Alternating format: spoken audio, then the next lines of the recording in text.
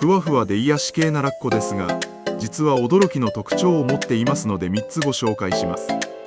1つ目、ラッコはお気に入りの石をポケットのような脇の皮膚に隠して持ち歩き、貝を割る道具として何度も使い続けます。2つ目、ラッコは手をつないで眠ることで流されるのを防ぎ、目覚めた時に離れ離れにならないようにしています。3つ目、